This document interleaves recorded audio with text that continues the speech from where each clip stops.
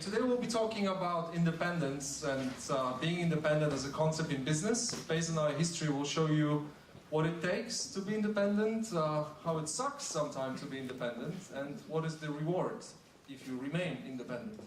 So let's get going.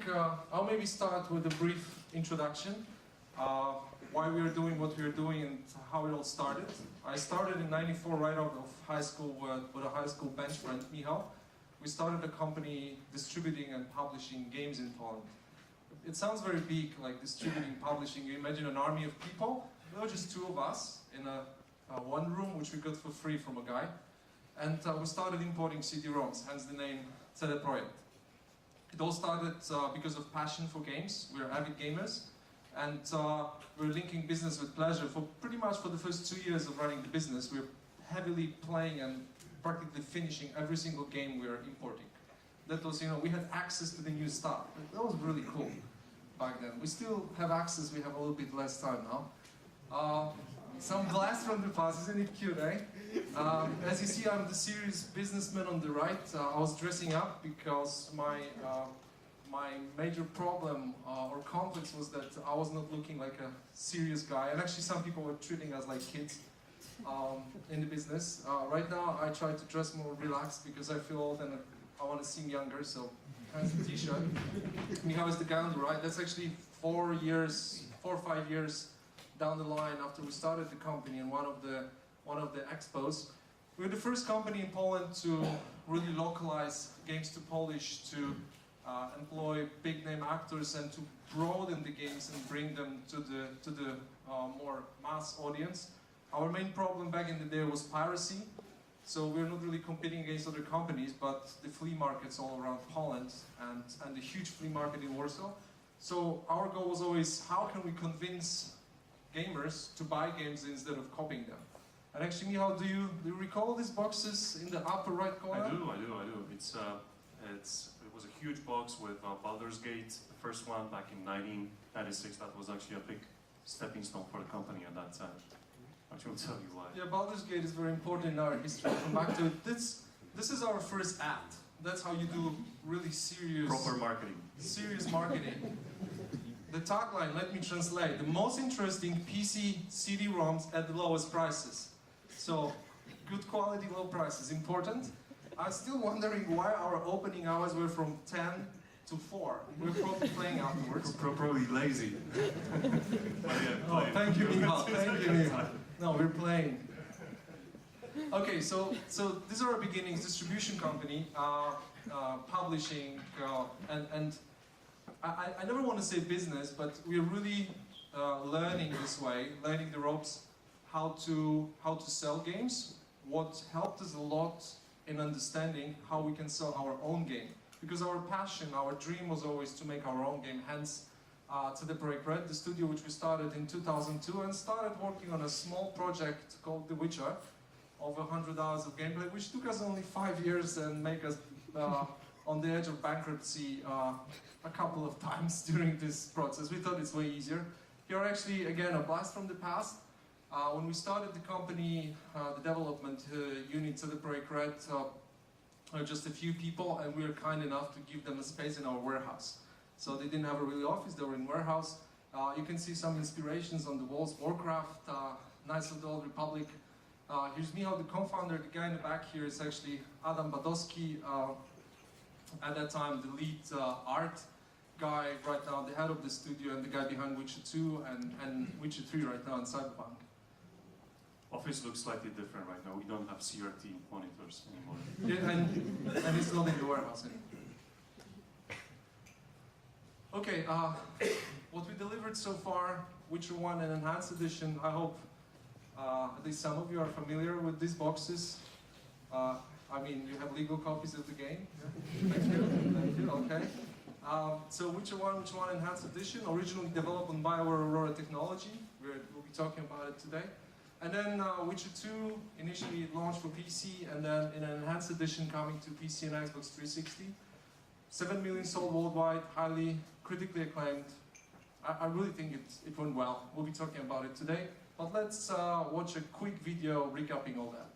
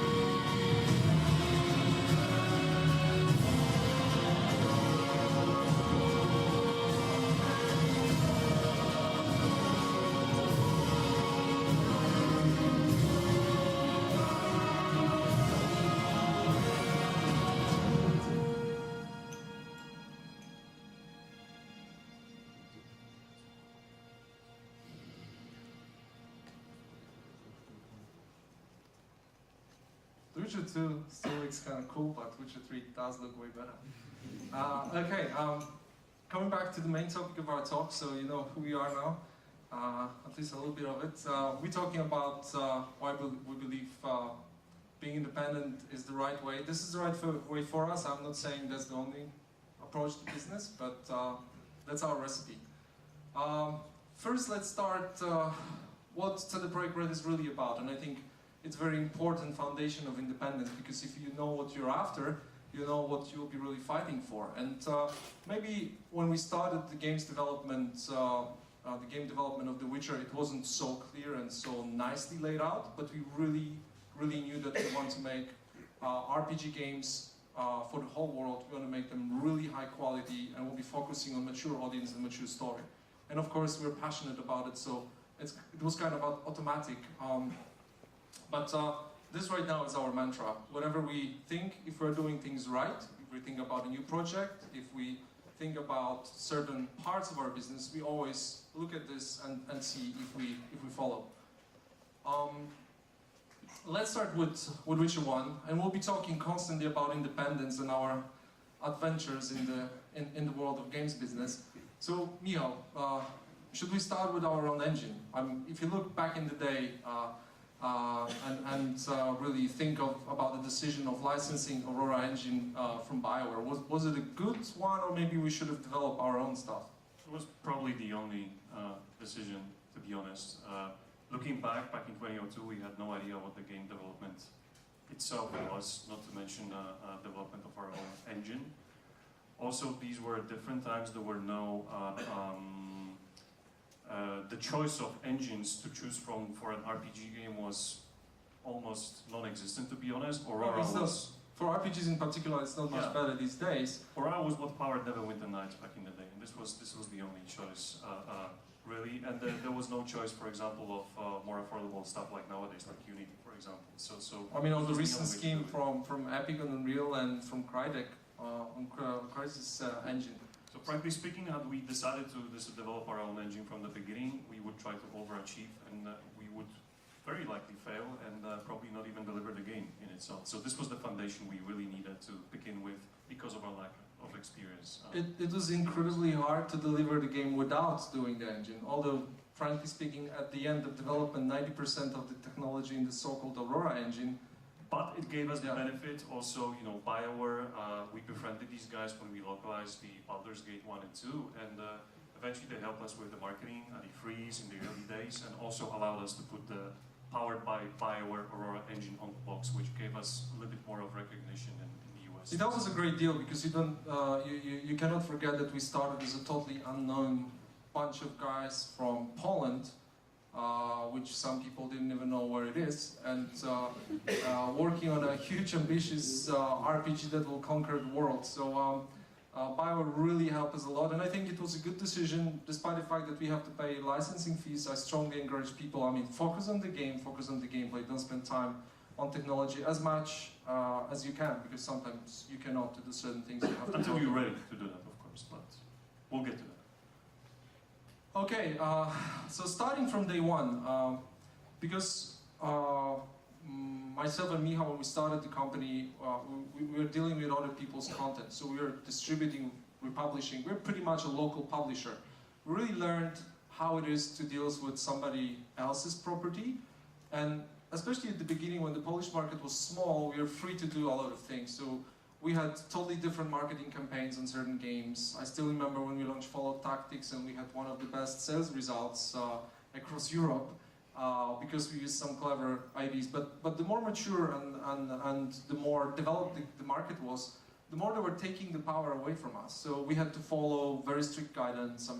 Our ideas were canned because, I don't know, they were too brave, or they were not in line with the concept of the brand, and I fully understand it. So we really developed an urge to make something of our own, and our own meant our own game, but having the full control of it was the ultimate goal. So that's pretty much how we defined the independence. We wanted to be in charge, we wanted to shape the game, and we really had a very strong idea how we want to have it sold all around the world. So let us tell you the story, how we were fighting for it. First publishing Contract and the first real deal. So we had the freedom, and those of you who develop games on your own, you know that sometimes it's not easy. Sometimes you just don't have money to fund the game, and that's a really tough spot, because if you have to work with a third party, they'll probably use it against you. We were lucky enough that we had the money that generated in the distribution business, so we put all of it, plus then some, into development. But still, at the end, because the project was growing and we were learning in the meantime, and instead of 3 years, it took us 5 years, and instead of 20 people finishing the project, 85 finished the project. So as you can imagine, the costs were growing immensely, and we ended up in a need of financing, and we started talking to people. And we're talking to publishers all around the world. I'm saying, hey, it's a big RPG, 100 hours, it will be a blast. And they were looking at us like, guys from Poland, never made a game, huge RPG, kind of risky proposal.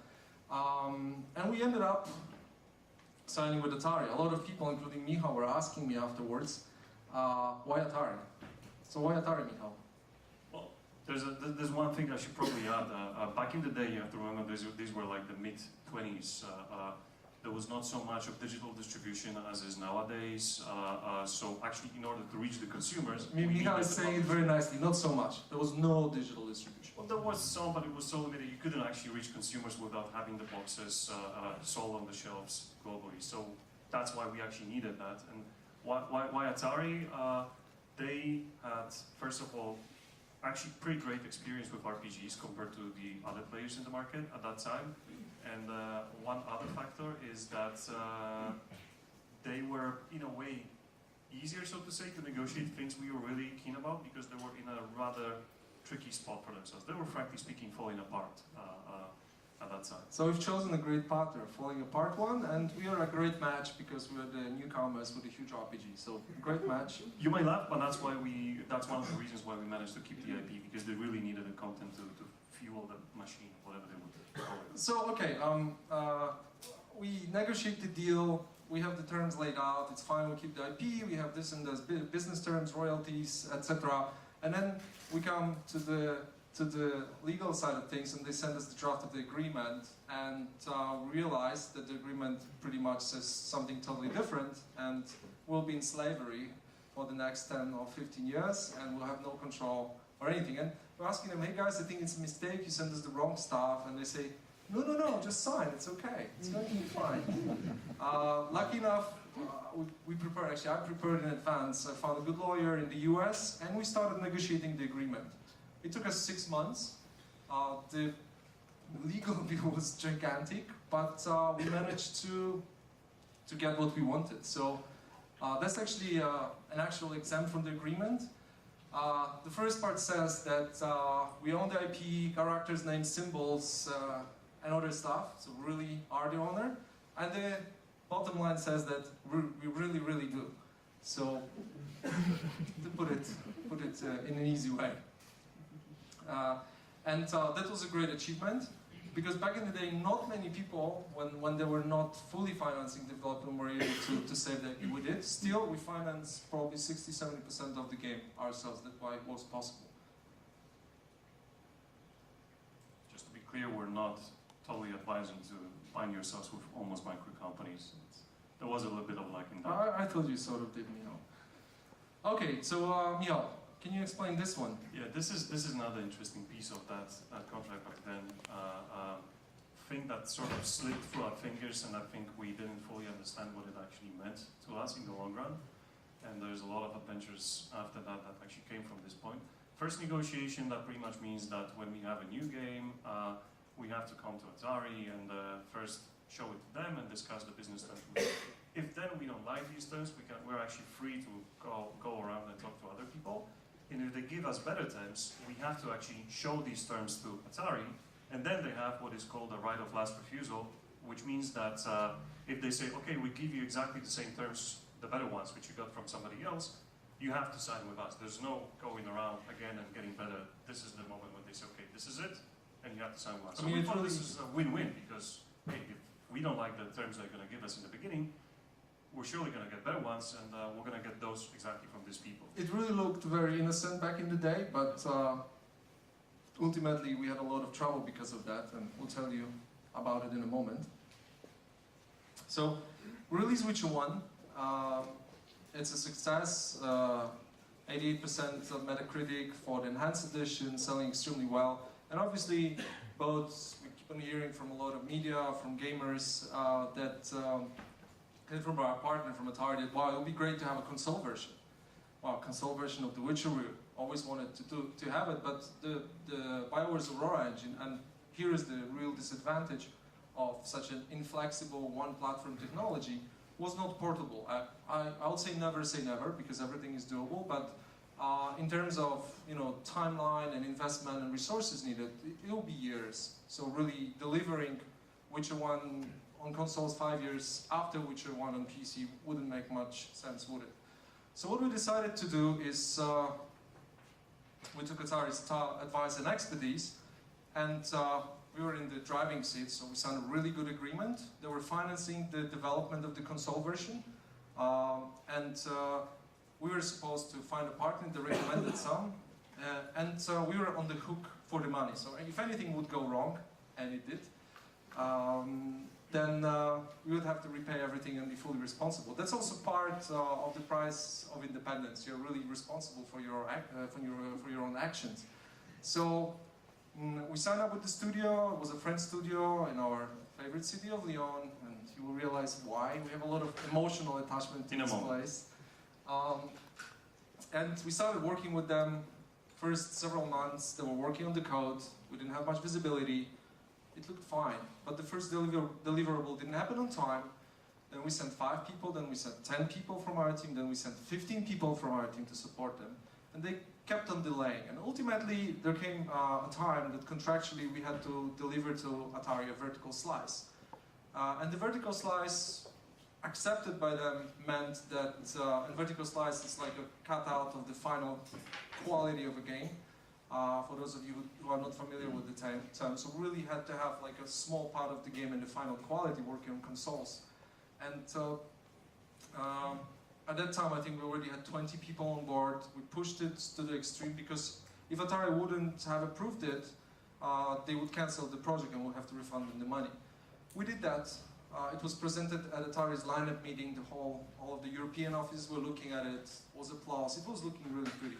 And then probably 4 days after this, the studio from Lyon, Iwinski Games, they told us, we have a problem, we have to delay by 5 months.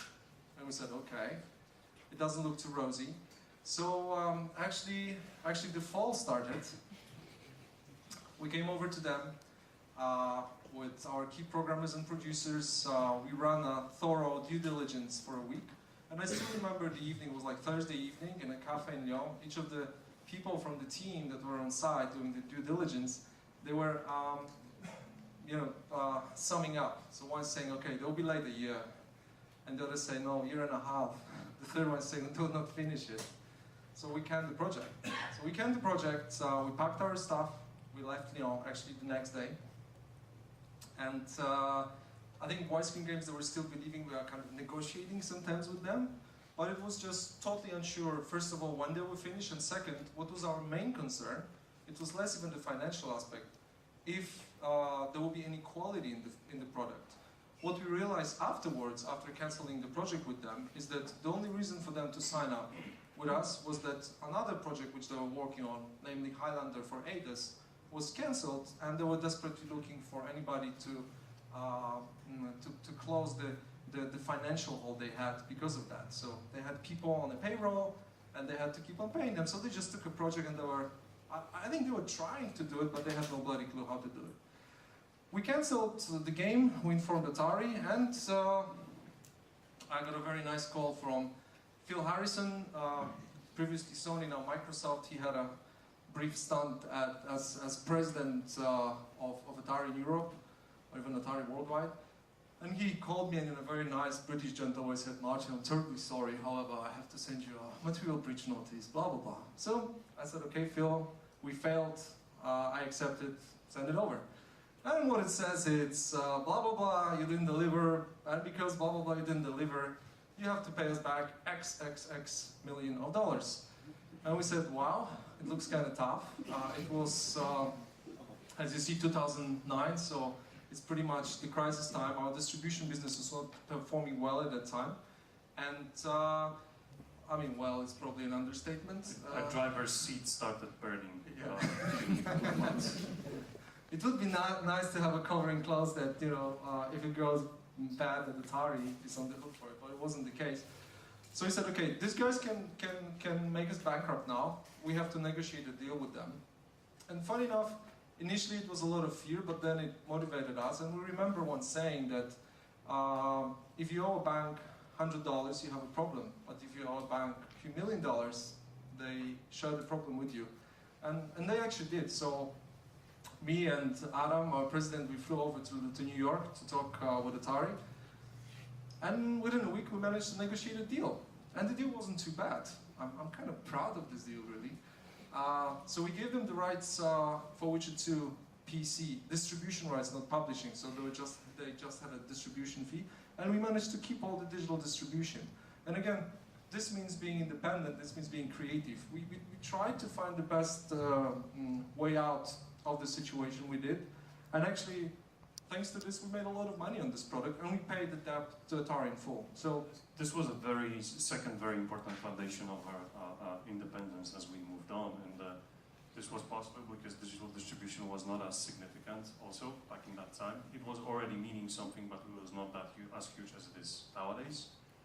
And as Marcin said, you can make the best even of the worst situation if you really fight hard and make reason, actually, which we did. I mean, I actually have to give credit to Atari US. They were reasonable. They were not trying to kill us. And I think both sides profited from it because we paid back the money in full and released the product, which was very successful, and everybody was happy. So there is a way out, usually.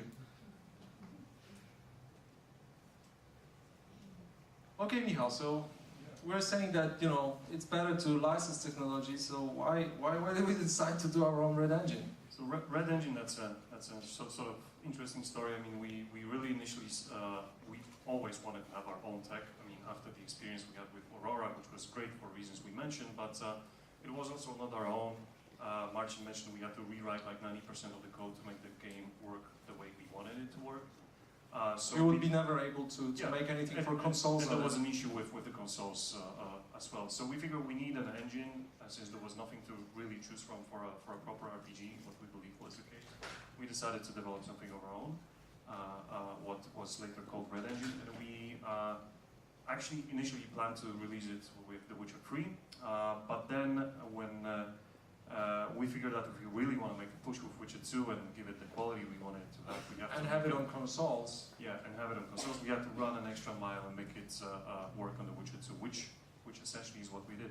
And of course, there was a benefit of everything I just said. Plus, there was also a long-term financial benefit with Aurora. As good friends as we were with BioWare, we had to pay a licensing fee naturally to the owner of the engine, which is of course not the case with the technology we But you know, with all the honesty, of course, at that time we checked the whole market for engines and realized, okay, if we take Unreal or Crytek's technology, we'll have to probably spend another year or 2 years writing the whole RPG element to it, and it really didn't make sense. We said, okay, we'll write it all ourselves.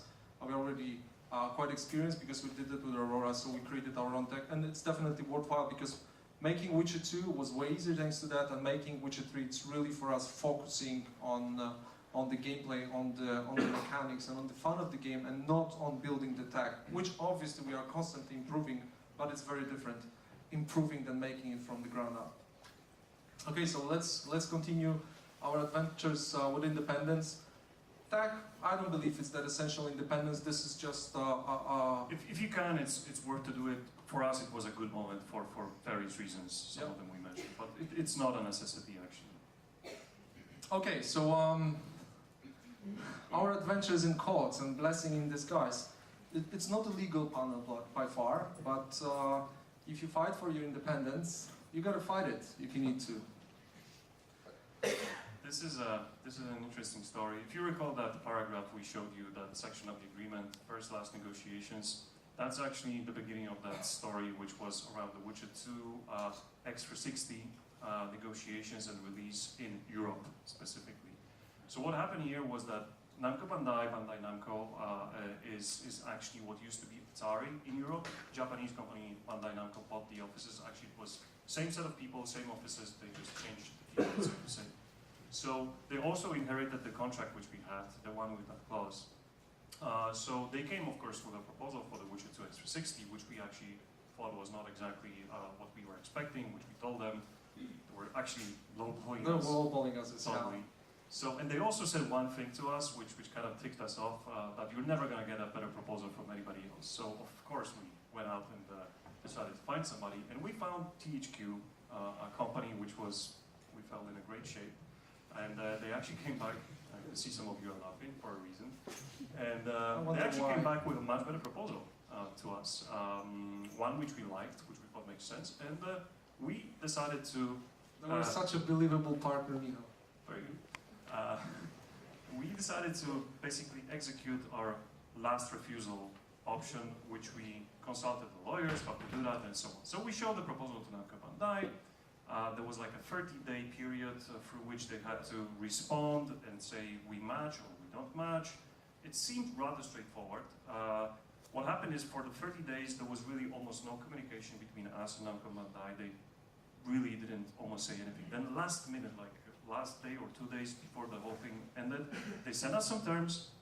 Those terms seemed too much, but there were some differences. We consulted the lawyer. Lawyer said, you're fine to execute with somebody else. We flew out to E3 actually, because this was just before E3. Went to Agora Hills, where THQ had their headquarters. And Marcin and we actually signed that deal.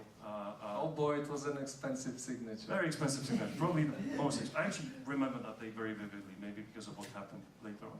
So, what was the pen? What was the brand? You're asking for too much. It was big. I can make up something. Anyway, we came back from E3. The whole deal was announced. You went for I went for a meditation in India. I went for I went for holidays in Thailand. with and my wife. Before leaving, we announced the deal with THQ. We didn't know that Namco is preparing a court case against us. So I left the ashram after 9 days of Zen. And the friend told me, Marcin, I know I'll interrupt you, Zen, but I have bad news. You were just sued in court in France, in Lyon. It's another important thing. The legal jurisdiction was Lyon, France. Yeah. We have to be in court in 2 weeks. So, long story short, we had like 3 court cases. The whole subject was about 3 points. We lost 2 of them. The most important one was actually that, and also with the start of the lawsuit, we got injunctive relief, which meant that we couldn't actually promote the game with THQ, and this was just like 7-8 months before the launch of the game. So we were really, really seriously concerned. And in the end, we actually lost the case. The court said that we have to sign with Namco Bandai. So what we did, we were at all times in touch with THQ, and we told them, hey guys, you are not able to do anything because court prohibited us and you. So you didn't spend any money. We thought, okay, we'll give them some small money, to cover their costs for legal fees or whatnot, tens of thousands of dollars, and we'll sign a mutual agreement that we're fine to go our ways, and they release us. And they said, no, you gotta pay a ransom. So we flew again to LA with Michal, and I think we had the most shitty meeting in our business. It was like hitting a brick wall with your head.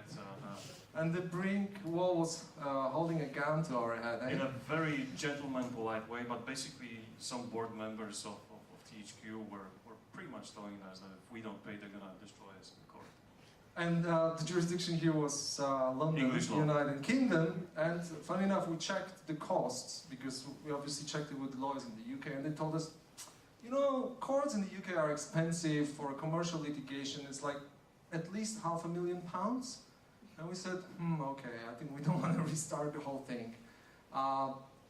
So what Michal managed to do is to haggle the ransom down to a payable amount. And we paid up.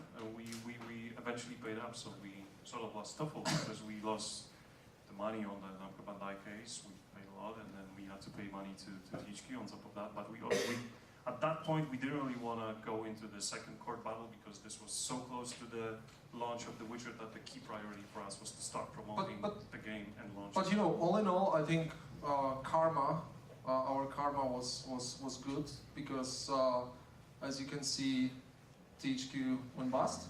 And if we would have been in a deal with THQ, we would never seen any money from Witcher 2, and they had a bankruptcy procedure under Chapter 11 in the US, and for rights to a game for Europe entangled in all this would be a mess. But Michal, what are the conclusions for you? Because we were saying, hey, we lost 2 out of 3, we lost the main one, so we're kind of bad. We have actually slight disagreement. I was participating in all the court cases in Lyon. I practiced some French, although I don't speak any, but I learned a lot during the process. We couldn't promote the game.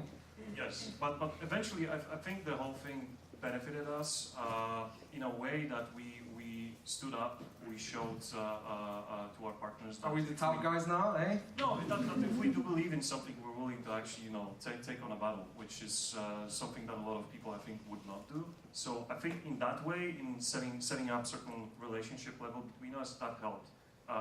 As you may know, I mean, Witcher 2 did actually very well, and our relationship with Quo Vadis actually got fixed, honestly, to the god. And best proof of that is we actually chose Namco Bandai as a partner for Witcher 3 in Europe. Chose, like we're not forced to. This was actually our choice. So all in all, there was a little bit of luck in that as well, of course. I mean, had we stayed with THQ. Independence and luck, these 2 factors are important. Luck you have to help. Okay,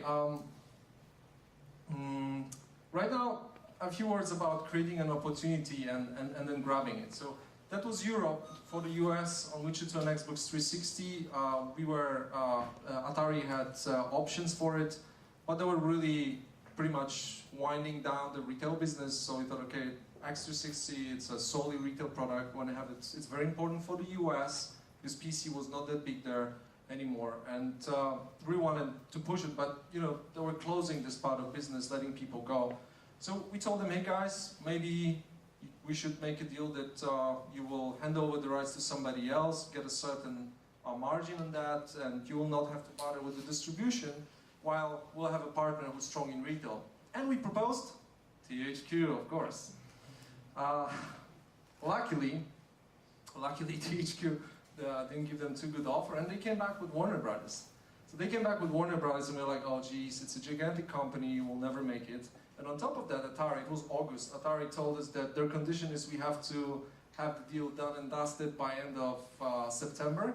So we had less than a month and a half. Otherwise, they missed their earnings in the quarter and they won't be interested. They lost the incentive to do that, pretty much, yes. So there was a very specific deadline, time-wise, to finalize it. So okay, we started talking, we got the first draft. It was like a tough, really tough draft. The horror, pretty much. Yeah, and we sent it back with bazillion of comments, and we discussed with Atari, and I said, hey guys, give it a real go. We said, okay, we flew over to LA, and we said to Warner, we have a week. We start with you on Monday, and either we have it done on Friday, and Friday actually was the end of September. So we came over to the Warner offices in Burbank, in Los Angeles, on Monday. We started discussing the draft. They had lawyers, we had lawyers. And the answer was no, we cannot, no. This one, no, we have to ask, no, we don't know, no. So we left like, okay. The most inconclusive meeting ever. We spent the whole day and left with nothing. So they had to go up the ladder. There were no real decision makers in the room, and it was looking really tough. So the answer was, we'll call you. We'll call you, yes. So we said, yes, we're in town anyway. So for 2 days, Tuesday and Wednesday, we were in a car driving around the LA, stopping at like restaurants, cafes with Michal. Shit, they'll call us or not? Cinema. Yeah. Shopping. Spending time. But we were kind of stressed. And then, when did they call us? On Wednesday, they called us and told us that it's kind of tough. So we're like, wow, we'll not make it. At that time, we thought, okay, it's time to, pretty much pack our bags and go. But on Thursday, they called us and say, hey, come on in on Friday. We have some good answers for you. We'll make it happen. Come Friday morning, let's try to do it in 1 day, because that's all we had, and they only had that 1 day. So we arrived Friday morning. With our lawyer. During the week, because of high air conditioning everywhere, I developed a cough. So every 2 to 3 seconds, I was doing. We started in the morning. We finished at 4 a.m. 4 a.m. In our lawyer's office, and it was really lawyers here, lawyers there. It was looking like in a movie. But the meeting actually kept a person who could actually give a signature, because there was like 2 people in power to do that, and they had to stay up, probably playing solitaire in their office upstairs, just waiting to come down inside if we're ready, or if not, they were to go home. It was crazy. We ended up in our lawyer's office. Michal actually fell asleep, and I was still just for 1 hour. I was still, just for 1 hour. And I was, suffocating them, man. And I was still correcting last wording and was trying to wake up our lawyer. I said, Patrick, just change this. I don't like that. What does it mean? But we made it happen. We signed the deal. Funny enough, Atari was on New York Times, so it was morning for them. Two very poor ladies that stayed up until 7 or 8 a.m. in New York. But the conclusion of the whole story is we signed it. They did a very good job for us in the US, and we started a relation with a very good and strong partner on the market. And Witcher 3, we've chosen them for the partner. Them as well, yeah. So that's also important. Whenever you want to be independent, you really have to fight for your things, come up with ideas, and drive them, and really drive them. It was so easy to let this one go. Oh, we'll not make it. Let's not go there. Come on, Warner, exactly we'll never sign what it. We did here. We created an opportunity, told them about the idea, then they actually shifted the idea. When we saw that opportunity, we just jumped on that, and it was tough, but we actually made it. Okay, Witcher 3. So Witcher 1 and 2, big adventures, a lot of learnings, both on the legal and business side. And Witcher 3 thought, okay, we have to do it right. So how to do it right this time? Our dream was always to announce the game with a big boom. We are already well financed. Games made enough money to let us finance this really till the end. And we thought, okay, our dream is to announce on the cover of Game Informer and have a huge article. We saw it before in many games. We contacted them. They said, okay guys, come on over. We flew over, we showed them some early bits and pieces. They got really excited, and then they came over to Warsaw, and still it was not agreed that we'll have anything. And after this visit, probably 3 or 4 weeks. 3 weeks before the launch of the issue, that's when we found out you're going to be on the cover and you're getting that many pages. We got 14 pages, the cover, circulation in the US 8 million, and readership over 30, and it was a blast. It was a gigantic blast, and then, only then, we started negotiating with our business partners. And they were so motivated, they so much wanted the game. It was a fresh air, we were so relieved. Compared to Witcher 1, definitely. They were asking, can we sign it please? I really love this music. Okay, and then came E3. At E3, it was still before we signed the first deal. We had a huge opening because we were part of the Microsoft conference for the first time with the first party. Of course, the huge excitement about Xbox One. I know, the conference wasn't the best. The messaging wasn't the best. I fully agree, but we had our part in it. The nice part. So take a look at the short video which we're showing there. Product not yet rated.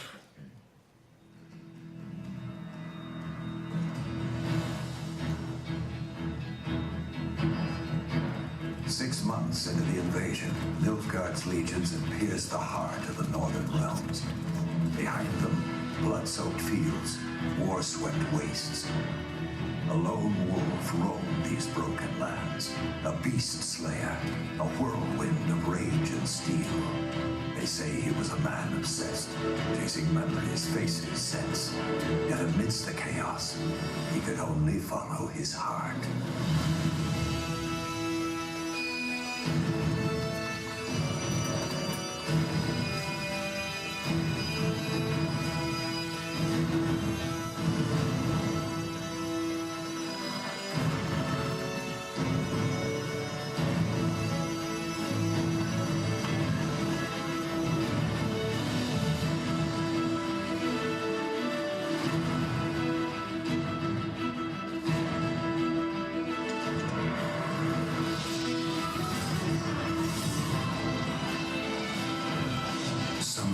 Glory, justice, or gold. I fight for those I hold dear. I'm Geralt of Rivia, the Witcher.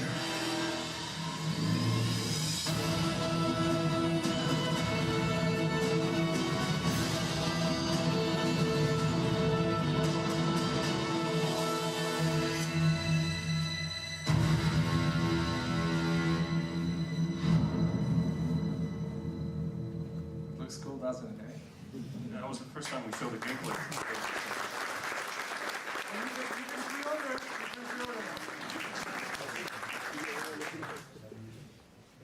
Okay, so E3, amazing, the best show for us ever. I just did it through, we got 55 awards.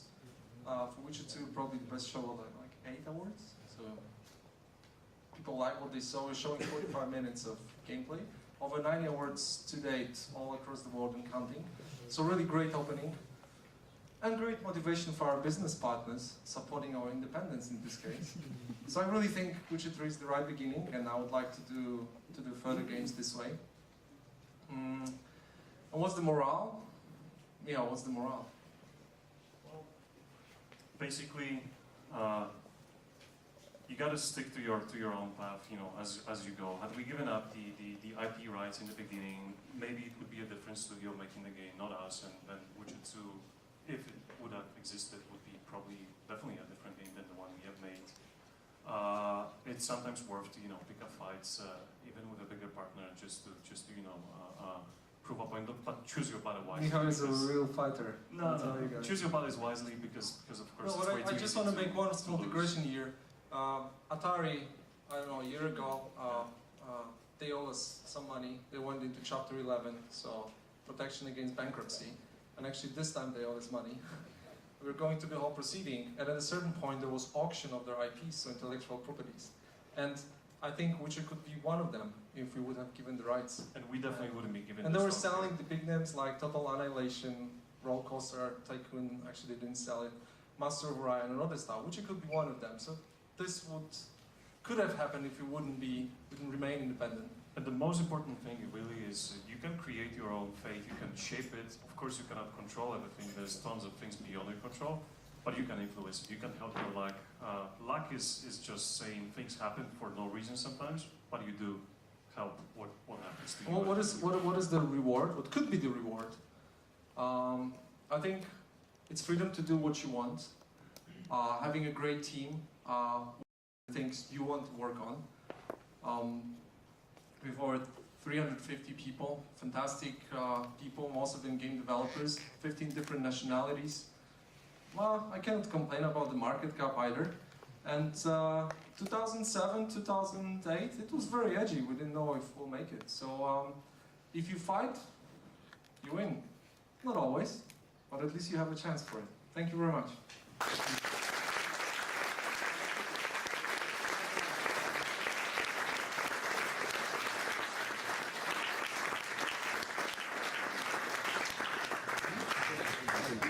I believe we still have a few minutes for questions, if there are any. No?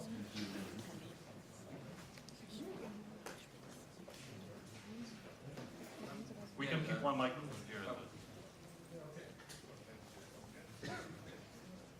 Thank you, that was a really interesting presentation. One question, in terms of the question of independence, regard the choice to look at other IP, I think it's an interesting question. And I wonder what's behind the reasoning, you know, because you've also got Cyberpunk 2077, that you are developing these great games. I do own a legal copy, I should point out. You're developing these great games, but you're also using other people's IP, so where does that fit in your overall We are not, strategy? we own the IPs. Sorry? We own the IPs. Oh, you own, oh right, I own. thought they were still owned separate. Well, Well, that answers my question. We bought the IP. With Yeah. Cyberpunk, actually, when we decided to make this deal, I actually flew out, I contacted Mike Pondsmith, I flew out to him to Seattle. We spent a bunch of time meeting and talking with him, and actually in the end he agreed with the vision and how we wanted to handle that, and with the condition that we have to be the owners of the IP in the field of video games and a couple of others, so we do all of them. The same is for The Witcher. Yeah. That's important. We bought it off Andrzej Sapkowski, the original author of the books, in the field of video games and a couple of others as well. Does that mean they could go off and do something weird in film or TV that...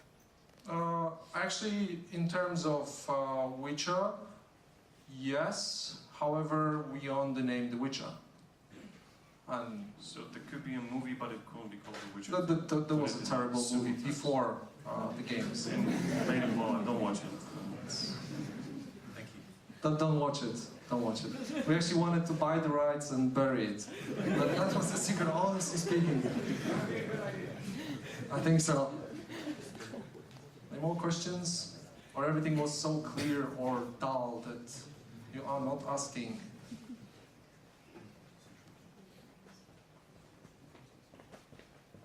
a jogging exercise. Keeps them fit.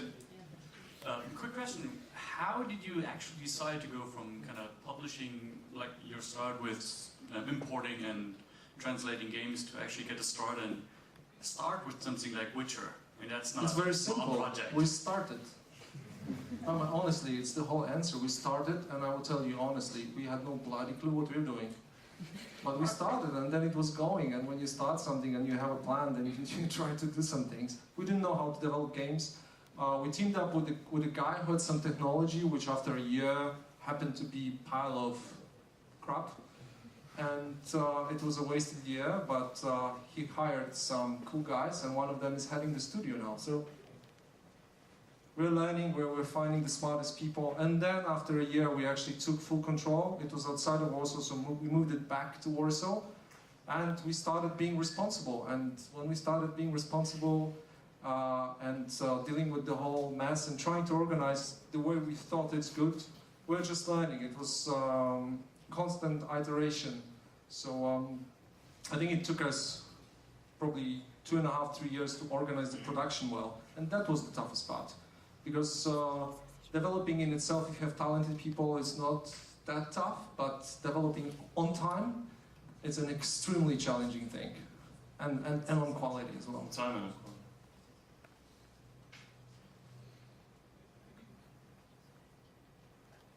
Okay.